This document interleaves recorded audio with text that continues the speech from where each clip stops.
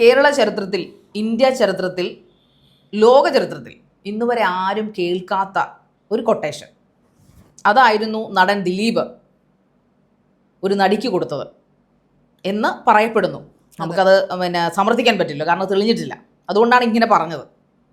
So എല്ലാവരും ഞെട്ടിത്തെറിച്ച, കേരളക്കരയായ ഒട്ടാകെ ഞെട്ടിത്തെറിച്ചൊരു case, quotation rape, അല്ലെങ്കിൽ റേപ്പിന് കൊട്ടേഷൻ കൊടുക്കുക. അതെ, ഇതുവരെ നമ്മൾ ആരും അതുവരെ കേട്ടിട്ടില്ലാത്തൊരു സംഭവമാണ്. ദിലീപായിരുന്നു കുറ്റാരോപിതൻ. അദ്ദേഹത്തെ കൂടുതലും കാരണം ചുമ്മാ കുറ്റാരോപിതനാക്കപ്പെടുക മാത്രമായിരുന്നില്ല. അതിന് ഒന്നാം പ്രതി അദ്ദേഹം നിയമിച്ച കൊട്ടേഷൻ ഗുണ്ട പൾസർ സുനി. ചെറുപ്പം തൊട്ടേ ഗുണ്ട, ജനിച്ച് വീണ് തന്നെ ഗുണ്ടായിട്ട് തന്നെയാണ്. പീഡനം. ഈ പൾസറുകൾ കുറെ മോഷ്ടിക്കുന്നുണ്ട് കേട്ടോ. അയാൾക്ക് പൾസർ സുനി എന്ന് പേര് വന്നത്. പൾസറുകളായിരുന്നു അയാൾ സ്ഥിരമായിട്ട് മോഷ്ടിച്ചുകൊണ്ടിരുന്നത്. അതായത് ഒരു മോഷ്ടാവാണ്. മോഷ്ടാവും ഈ പറയുന്ന പോലെ സിനിമകളിൽ പിമ്പ്, സിനിമാ ഫീൽഡിൽ പിമ്പ്. അത് സിനിമയ്ക്ക് നടന്മാർക്ക് ആവശ്യമുള്ള പെണ്ണുങ്ങളെ അറേഞ്ച് ചെയ്ത് കൊടുക്കുക, അവർ തമ്മിലുള്ള സാമ്പത്തിക തർക്കങ്ങൾ ഇടനിലക്കാരനായിട്ട് നിൽക്കുക. മൊത്തത്തിൽ ഒരു ഡേഞ്ചറസ് സ്കീം. അതാണ് പൾസർ സുനി. അതായത് ഈ ഒരു സിനിമാ മേഖലയുമായിട്ട് അല്ലെങ്കിൽ ദിലീപ് എന്ന വ്യക്തിയുമായിട്ട് കൂടുതൽ അടുക്കാൻ സാധ്യതയുള്ള ഒരു വ്യക്തി തന്നെയാണ്. അതായത് പെട്ടെന്ന് ഈ ഒരു കാര്യവുമായി ബന്ധപ്പെട്ട് ഒരു പരിചയം ഉണ്ടാവുകയോ അല്ലെങ്കിൽ ഇതിന്റെ പേരിൽ അല്ലെങ്കിൽ ഇതിനായിട്ട് കൊട്ടേഷൻ കൊടുക്കുകയോ ചെയ്തല്ല, നേരത്തെ തന്നെ ഈ ഒരു സ്വഭാവം ഇങ്ങനെ ഇപ്പൊ ശാരിക സൂചിപ്പിച്ചതുപോലെയാണ്. തീർച്ചയായിട്ടും കുറെ അധികം നാളുകളായിട്ട് കാരണം ഇപ്പോൾ ഒരു നല്ല നടൻ ജനപ്രിയ നടനായി മാറുന്നു. അയാൾ നല്ല ഫാമിലിയിൽ നിന്ന് വന്നതാണ് നമ്മുടെ വിശ്വാസം. നമ്മൾ അയാളുടെ ചരിത്രം, ബയോഗ്രഫി അങ്ങനെയാണ് അറിയുന്നത്. ഗോപാലകൃഷ്ണൻ എന്ന വിളിപ്പേരുള്ള മനുഷ്യൻ, വിളിപ്പേരല്ല ഒറിജിനൽ നെയിമുള്ള മനുഷ്യൻ, ദിലീപ് എന്ന സിനിമാ പേരുള്ള മനുഷ്യൻ. സോ അയാൾ ഒരു നല്ല ഫാമിലി, എറണാകുളംകാരൻ തന്നെയാണെന്നാണ് എൻ്റെ ഓർമ്മ. അയാൾക്ക് എങ്ങനെയാണ് പൾസർ സുനിയായിട്ട് കണക്ഷൻ വന്നത്? ഇത്രയും നീചനായ ഒരുത്തനുമായിട്ട് എങ്ങനെയാണ് ഒരു സിനിമ നടന് കണക്ഷൻ ഉണ്ട്? അതൊരു ചോദ്യം. രണ്ടാമത്, ഈ പറയുന്ന പോലെ ഒരു കൈയടിച്ചാൽ അല്ലെങ്കിൽ തീയില്ലാതെ പുകയുണ്ടാവില്ല എന്ന് പറയുന്നത് പോലെ ഒരു വിഷയവുമില്ലാതെ ഒരു കാര്യവുമില്ലാതെ കോടതി 86 ദിവസം ദിലീപ് എന്ന നടനെ, അതും അയാൾ കത്തി നിൽക്കുന്ന സമയത്ത്, ജനപ്രതി നിൽക്കുന്ന ടോപ്പിൽ നിൽക്കുന്ന സമയത്ത്, ഈ ഒരു സംഭവം നടന്ന് അധിക കാലതാമസം ഇല്ലാതെ തന്നെ അറസ്റ്റ് ചെയ്തു, അല്ലെങ്കിൽ 3 മാസത്തോളം റിമാൻഡിൽ കഴിയേണ്ടി വന്നു. ശരിക്കും പറഞ്ഞു കഴിഞ്ഞാൽ ശാരിക, അതിനുശേഷം ഇത്രയും നാള്, എത്ര വർഷം എടുത്തു അല്ലേ? ഇത് 2017 ഫെബ്രുവരി 17 നടക്കുന്നൊരു സംഭവമാണ്. ആ സംഭവമായിട്ട് ബന്ധപ്പെട്ട് കേസ്, ഈ അന്വേഷണമൊക്കെ നീണ്ടു. അല്ലെങ്കിൽ ആ അന്വേഷണം ആദ്യം തന്നെ ഒന്നാം പ്രതിയായ പൾസർ സുനിയെ അറസ്റ്റ് ചെയ്തു. ആ അറസ്റ്റ് ചെയ്തതിന് ശേഷമുള്ള വിശദമായ ചോദ്യം ചെയ്യലിൽ ഈ പറയുന്ന വ്യക്തി, ഈ പറയുന്ന നടനെതിരെയുള്ള അത്യാവശ്യം വേണ്ട എല്ലാ തെളിവുകളും, അതായത് ഇദ്ദേഹത്തിന് ജാമ്യം ലഭിക്കാത്ത രീതിയിലുള്ള എല്ലാ തെളിവുകളും ഉള്ളതുകൊണ്ട് തന്നെയല്ലേ ഇദ്ദേഹത്തിന് അന്ന് അത്രയും നാള് 3 മാസക്കാലത്തോളം ജയിലിൽ കഴിയേണ്ടി വന്നു. അപ്പോൾ തീർച്ചയായിട്ടും പ്രതി, അല്ലെങ്കിൽ നമുക്കറിയാം നമ്മുടെ നാട്ടിൽ സ്വാധീനമുള്ള ഒരാളെ സംബന്ധിച്ചിടത്തോളം 1 മണിക്കൂറോ 2 മണിക്കൂറോ ജയിലിൽ കഴിയുന്നതോ അല്ലെങ്കിൽ പോലീസ് സ്റ്റേഷനിൽ കൊണ്ടുപോകുന്നതോ അധികമാണ് സമയം കണക്കാക്കുന്നത്. അപ്പോൾ ഇത്രയും സ്വാധീനവും അല്ലെങ്കിൽ ഇത്രയും പോപ്പുലറും ആയിട്ടുള്ള ഒരു വ്യക്തിക്ക് ഈ കണ്ട് ഇത്രയും ദിവസങ്ങൾ കിടക്കണം എന്നുണ്ടെങ്കിൽ അവിടെ ഒരു കാരണവും ഇല്ലാതെ പോലീസുകാർ അല്ലെങ്കിൽ നിയമ സംവിധാനം അയാളെ റിമാൻഡിൽ കഴിയാൻ അനുവദിക്കും, അല്ലെങ്കിൽ റിമാൻഡിൽ ആക്കപ്പെടുമോ അല്ലേ? ശരിക്കും അത് ചിന്തിക്കേണ്ട ഒരു കാര്യമില്ല. എന്നിട്ടും ഇത്രയും വർഷങ്ങൾ കഴിയുന്നു ഇതിൻ്റെ ഒരു വിധി പറയാൻ വേണ്ടി ആ ഒരു സംഭവത്തിന് ശേഷം. സത്യത്തിലേ നമുക്ക് നമ്മുടെ നിയമസംഹിതയോടുള്ള വിശ്വാസം നഷ്ടപ്പെട്ടു പോകുന്ന ഒരു സംഭവമാണ് ഇപ്പോൾ നടന്നുകൊണ്ടിരിക്കുന്നത്. ഞാനൊന്ന് ചോദിക്കട്ടെ, ഈ നമ്മളിപ്പോൾ ചർച്ചയ്ക്ക് ഇത് പിന്നെയും ശരിയാണ്, കാണുന്നവർക്ക് തോന്നും നിങ്ങൾ ഈ ദിലീപിൻ്റെ വിഷയം ഇപ്പോൾ ഒന്നും നടക്കുന്നില്ലല്ലോ, ഇപ്പോൾ വിചാരണ പൂർത്തിയായി കേട്ടോ, വിചാരണ പൂർത്തിയായി കഴിഞ്ഞിരിക്കുന്നു, എല്ലാ കാര്യങ്ങളും കഴിഞ്ഞു, കംപ്ലീറ്റ് ആയി ഇന്നലത്തോടു കൂടി തന്നെ.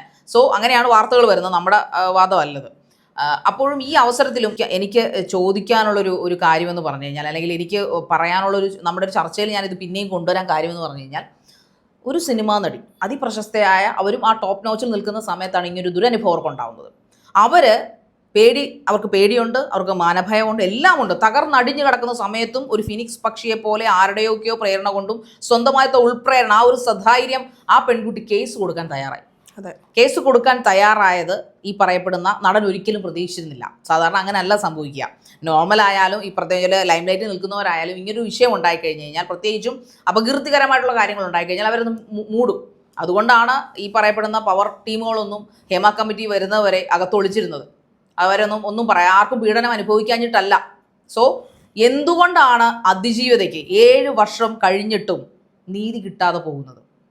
നമ്മുടെ നിർഭയ കേസിലായാലും, ഈ പറയപ്പെടുന്ന പോലെ ഒരു ഡോക്ടറെ കത്തിച്ചു കൊന്നു കളഞ്ഞ ഹൈദരാബാദ് കേസിലായാലും, എല്ലാ പീഡന കേസുകളെടുത്തും നമ്മുടെ സൗമ്യ റേപ്പ് കേസിലായാലും പ്രതിക്ക് ശിക്ഷ കിട്ടാൻ കാരണം ഒന്നെങ്കിൽ റേപ്പിന് ഇരയായ വ്യക്തി മരിച്ചു, അതിക്രൂരമായി കൊല്ലപ്പെട്ടു, അല്ലെങ്കിൽ ഈ പറയപ്പെടുന്ന നിർഭയെ പോലെ കുറേ നാൾ അതിക്രൂരമായ രീതിയിൽ ആക്രമിക്കപ്പെടുകയും മരണവെപ്രാളം കാണിച്ച് കുറേ ദിവസങ്ങൾ ICUയിൽ കിടക്കുകയും പിന്നീട് അവരെ സിംഗപ്പൂർ ഹോസ്പിറ്റലിലേക്ക് കൊണ്ടുപോകും, അതിനു മുമ്പായിട്ട് അവർ മരിക്കുകയും ചെയ്യുകയാണ് ചെയ്തത്. മറ്റേത് പിന്നെ കത്തിച്ച് കൊന്നുകളഞ്ഞു, ചാമ്പലാക്കി കളഞ്ഞു. ഈ പറഞ്ഞ സൗമ്യയുടെ കേസിലും അവരെ വികൃതമാക്കി, തലക്കടിച്ച് വികൃതമാക്കി കൊന്നുകളയാണ് ചെയ്തത്. അങ്ങനെ എത്ര കേസുകൾ. അപ്പോൾ അതിജീവിതയ്ക്ക് പറ്റാഞ്ഞത് അവർക്ക് വലിയ പരിക്കുകൾ എന്ന് പറഞ്ഞാൽ അവരുടെ ആ മനസ്സിനും അവരുടെ ശരീരത്തിനും പരിക്കുണ്ടായിരുന്നു. പക്ഷേ ഈ പറയുന്ന പോലെ ഗുരുതര പരിക്കുകളായിരുന്നില്ല. അതുകൊണ്ടാണോ ഒരുപക്ഷെ അവർ ഗുരുതരമായി പരിക്ക് പറ്റിയിരുന്നെങ്കിൽ, ഒരുപക്ഷെ ഒരു ട്രോമയിലായി പോയിരുന്നെങ്കിൽ, അവർ പാരലൈസ്ഡ് ആയി പോയിരുന്നെങ്കിൽ ഒരു പക്ഷേ നമ്മുടെ നിയമം ഈ പറയപ്പെടുന്ന നടിക്ക് അല്ലെങ്കിൽ അതിജീവിതയ്ക്ക് നീതി കൊടുക്കുമായിരുന്നു അല്ലേ പൗർണമി? തീർച്ചയായും എന്റെ ചോദ്യം അതാണ് ഇവിടെ. അല്ല, ഇവിടെ ശരിക്കും പറഞ്ഞു കഴിഞ്ഞാൽ ശാരിക, ഈ ഒരു കേസ് മാത്രമല്ല, ഇതുപോലുള്ള ഒരുപാട് കേസുകൾ നമ്മൾ ദിവസേന കേസുകൾ ഇവിടെ ഇഷ്ടംപോലെ, അല്ലെങ്കിൽ പ്രശ്നങ്ങൾ, ക്രൂരതകൾ കണ്ടു നിൽക്കാൻ കഴിയാത്ത വിധമുള്ളത് ഇവിടെ ഓരോ ദിവസവും നടക്കുന്നത്. അതായത് നമ്മുടെ നാട്ടിൽ എങ്ങനെ ജീവിക്കും എന്നത് തന്നെ ഒരു വലിയ ചോദ്യചിഹ്നമായിട്ട് മാറിക്കൊണ്ടിരിക്കുന്ന ഈ ഒരു സമയത്ത് ഇത്രയും ലാഗ്, നമുക്ക് നിയമമുണ്ട്, സംവിധാനമുണ്ട്, അന്വേഷിക്കാൻ ആളുകളുണ്ട്, വേണ്ട എല്ലാ സോഴ്സും എല്ലാ സംവിധാനങ്ങളും ഉണ്ടായിട്ട് പോലും ഇപ്പം നമുക്ക് പറയാം ഈസി ആയിട്ട്, നമ്മൾ പറയുന്നതാണല്ലോ, അല്ലെങ്കിൽ നിരപരാധികളെ ശിക്ഷിക്കരുത്, അപ്പോൾ നമുക്ക് തീർച്ചയായിട്ടും അന്വേഷിച്ചോളൂ, അന്വേഷിക്കണമെന്ന് ആരും പറയുന്നില്ല, നിരപരാധികളെ ശിക്ഷിക്കണം എന്നും ആരും പറയുന്നില്ല. പക്ഷേ ഒരു ക്രൈം അല്ലെങ്കിൽ ഒരു ക്രൂരത നേരിട്ടൊരാൾക്ക് ഇവിടെ നീതി വേണമെങ്കിൽ ഒരുപക്ഷെ അയാൾ മരിച്ചു പോയി കഴിഞ്ഞിട്ടാവാം, അല്ലെങ്കിൽ അയാൾക്ക് എന്തെങ്കിലും അസുഖം വന്നിട്ടാവാം, അതായത് നീതി നിഷേധിക്കപ്പെടുകയാണ് കാലങ്ങളോളം. എന്തിനാണ് ശാരിക ഇപ്പോൾ ചോദിച്ച പോലെ തന്നെ എന്തിനാണ് ശരിക്കും അത്രയും ഒരു കാലതാമസം എടുക്കുന്നത്? ഒരുപാട് അന്വേഷണങ്ങൾ വേണ്ടിവരും, ഒരുപാട് തെളിവുകൾ ശേഖരിക്കേണ്ടി വരും, ഇതൊക്കെ പരിശോധിക്കേണ്ടി വരും, ഇതൊക്കെ ശരിയാണ്. പക്ഷെ അതിനല്ലേ നമ്മുടെ നാട്ടിലുള്ള ഈ ഫോഴ്സ് അല്ലെങ്കിൽ ഈ ഒരു പോലീസുകാരൊക്കെ എന്ന് പറയുന്നത് ഇതിനൊക്കെ വേണ്ടിയല്ലേ? ഇത്രയും നമ്മൾ പറയല്ലോ ജസ്റ്റിസ് ഡിലൈഡ്, ജസ്റ്റിസ് ഡിനൈഡ് എന്ന്. അതെ, അത് തന്നെയാണ് ഇവിടെ അതിജീവിത കേസിൽ സംഭവിച്ചുകൊണ്ടിരിക്കുന്നത്. കാരണം ഇവിടെ ഒന്നാം പ്രതി ഉണ്ട്, ചെയ്ത ആളുണ്ട്, കൂട്ടുപ്രതികളുണ്ട്, അതോടൊപ്പം തന്നെ 8ാം പ്രതിയായിട്ടാണ് ദിലീപിനെ അവരോധിച്ചിരിക്കുന്നത്. അപ്പോൾ ദിലീപാണ് ഇത് കൊടുത്തതെന്നാണ് പൾസർ സുനി പറയുന്നത്. അതിനുള്ള തെളിവുകളും കാര്യങ്ങളും കോടതി പിടിച്ചെടുക്കുന്നു, മെമ്മറി കാർഡ് കിട്ടുന്നു, മെമ്മറി കാർഡ് മാൽഫങ്ഷൻ ചെയ്യുന്നു. കോടതിയുടെ സർവേലൻസ് ഇരിക്കുന്ന മെമ്മറി കാർഡ് മാൽഫങ്ഷൻ ചെയ്യാൻ മാത്രം. കാരണം ഈ ദിലീപിനെ സംബന്ധിച്ചിടത്തോളം അദ്ദേഹം വളരെ റിച്ച് ആയിട്ടുള്ള, വളരെ സ്വാധീനമുള്ള ഏതോ ഒരു പവർ ടീം എന്ന ലെവലിലാണ് അദ്ദേഹം സിനിമയിലും വർക്ക് ചെയ്യുന്നതാണ് പിന്നീട് ഇപ്പോഴുള്ള കരക്കമ്പി പറയുന്നത്. അദ്ദേഹം ഈ പവർ ടീം എന്ന് പറഞ്ഞ മലയാള സിനിമയിൽ ഉണ്ടായിരുന്നു, അത് തൽക്കാലം തങ്ങിയിരിക്കുന്നതാണ്, ഇല്ലാതായിട്ടൊന്നുമില്ല. അതിലെ മുഖ്യനായിരുന്നു ഈ പ്രതി, അല്ലെങ്കിൽ ഈ പ്രതിയായിട്ട് ആരോപിക്കപ്പെട്ടിരുന്ന ദിലീപ് എന്ന് പറയുന്ന വ്യക്തി. ഇപ്പോൾ കോടതി പറയുന്നത്, ഇപ്പോൾ നമ്മൾ ഇത് കേൾക്കുമ്പോൾ നാട്ടുകാർ നമ്മളോട് പറയുന്ന ഒരു കാര്യം, നിങ്ങളങ്ങ് ജഡ്ജിമാരാണല്ലോ, നിങ്ങളങ്ങ് പറഞ്ഞു ദിലീപാണ് പ്രതി എന്നങ്ങിരുന്നു. ഞങ്ങൾ ദിലീപാന്ന് പറയുന്നില്ല, ഞങ്ങൾ ഒരിക്കലും പറയുന്നില്ല ദിലീപ്. പക്ഷേ ദിലീപ് അല്ലെങ്കിൽ പിന്നെ ആര്?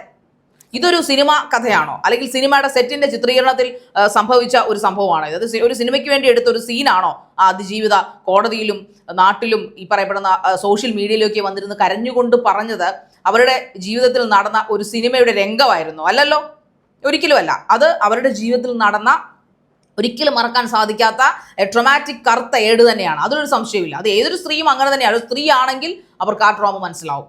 അതൊരു സിനിമാ നടിയെന്നില്ല, ഒരു പൊളിറ്റീഷ്യൻ എന്നില്ല, ഒരു ഗവൺമെന്റ് എംപ്ലോയി എന്നില്ല, ഒരു കളക്ടറെന്നോ മന്ത്രിയെന്നോ ഒന്നുമില്ല. നത്തിങ്.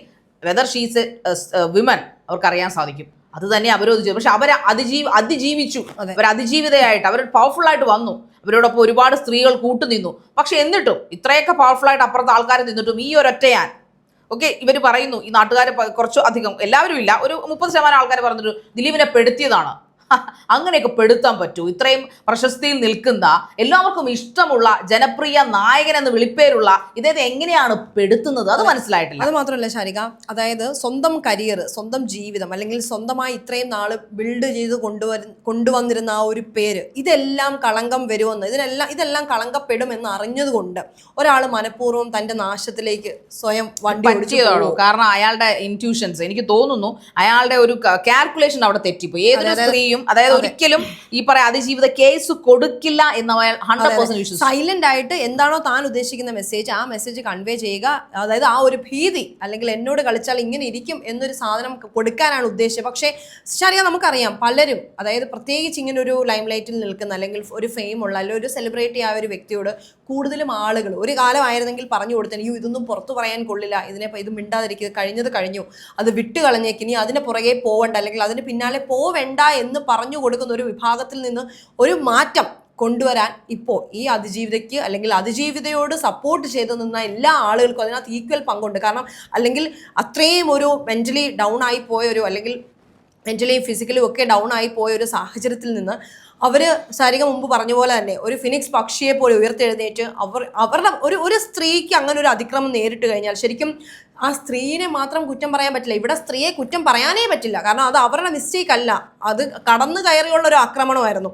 അപ്പോൾ തീർച്ചയായിട്ടും എല്ലാ തവണയും കോർണർ ചെയ്യപ്പെടുന്നത് സ്ത്രീകളാണ്. സ്ത്രീകൾ അങ്ങനെ ചെയ്തിട്ടില്ലേ, സ്ത്രീകൾ ഇതൊന്നും ചെയ്തില്ലെങ്കിലും സ്ത്രീകൾക്ക് നേരെ ഇത്തരത്തിലുള്ള അതിക്രമങ്ങൾ ഉണ്ടാവുന്നുണ്ട്. പക്ഷേ എങ്കിലും സമൂഹം എപ്പോഴും കുറ്റപ്പെടുത്തുന്ന സ്ത്രീകളെ ആയിരിക്കും. പക്ഷെ അതിൽ നിന്നൊക്കെ ഒരു മാറ്റം വന്ന് ആ വെല്ലുവിളികളും അല്ലെ തനിക്ക് നേരിടാൻ പോകുന്ന എല്ലാ പ്രശ്നങ്ങളും അല്ലെ ആളുകൾ പറയാൻ പോകുന്ന കാര്യങ്ങളും ഒക്കെ മുൻകൂട്ടി കണ്ടുകൊണ്ട് അതിനെ എല്ലാം തരണം ചെയ്യാൻ വില്ലിങ് ആയിക്കൊണ്ട് ഈ ഒരു കേസുമായിട്ട് മുന്നോട്ട് പോകാൻ അവർ തീരുമാനിച്ചപ്പോൾ തന്നെ അവർ വിജയിച്ചു കഴിഞ്ഞു അല്ലേ? തീർച്ചയായിട്ടും. കാരണം അതിന് ഒരു നമ്മൾ ചിന്തിക്കാത്ത തലത്തിലുള്ള ഒരു സൂപ്പർ നാച്ചുറൽ പവർ അല്ലെങ്കിൽ ആ ഒരു ധൈര്യം വേണം ഒരു സ്ത്രീക്ക്. അതും ഇത്രയും വേറൊരു സാധാരണ സ്ത്രീയല്ല അവർ. She is a famous actress. So അതുകൊണ്ട് തന്നെ അവരിത് തുറന്നു പറയുമ്പോൾ, അവർ കേസ് കൊടുത്ത് ഒരു സോഷ്യൽ മീഡിയയിൽ മുമ്പിൽ വരണമെങ്കിൽ തീർച്ചയായിട്ടും ഇതൊരു കുക്ഡ് അപ്പ് സ്റ്റോറി അല്ല, ഇതൊരു സിനിമയുടെ ചിത്രീകരണ രംഗമല്ല, ഒന്നും തന്നെ ഒരു സ്ക്രിപ്റ്റ് റൈറ്ററിൽ പറഞ്ഞ പ്രകാരമുള്ള ഒരു ചിത്രീകരണ രംഗം ഒന്നും ആയിരുന്നില്ല. ഇത് റിയലിസ്റ്റിക് ആയിട്ട് സംഭവിച്ചൊരു കാര്യമാണ്. അവരുടെ ജീവിതത്തിൽ അവരുടെ മനസ്സുകൊണ്ട് ശരീരം കൊണ്ട് അവർ അനുഭവിച്ചതാണ്. സോ പ്രതികൾ ഉണ്ടായിട്ടും, ഒന്നാം പ്രതി ശക്തമായിട്ടുള്ള തെളിവുകൾ പറഞ്ഞിട്ടും, എട്ടാം പ്രതിയായിട്ടുള്ള കൂട്ടുകക്ഷിയായിട്ടുള്ള ദിലീപ് അല്ലെങ്കിൽ മറ്റൊരാളാണെന്ന് അന്വേഷണ ഉദ്യോഗസ്ഥർ എന്തുകൊണ്ടാണ് കണ്ടുപിടിക്കാത്തത്? അത്രയ്ക്കും ഈ പറയുന്ന അത്രയ്ക്കും ക്രൂഷ്യൽ ആയിട്ടുള്ള, അത്രയ്ക്കും കോൺട്രവേഴ്സ്യൽ ആയിട്ടുള്ള ഒരു കേസ് ആയിരുന്നു ഇത്. എന്നിട്ട് എന്തുകൊണ്ട് ആ സീരിയസ്നെസ്സോടുകൂടി ഒരു പ്രതിയെ കണ്ടെത്തുന്നില്ല അവർ? അതൊരു ചോദ്യം മറുപടി പറയേണ്ടത് നമ്മുടെ നിയമമാണ്.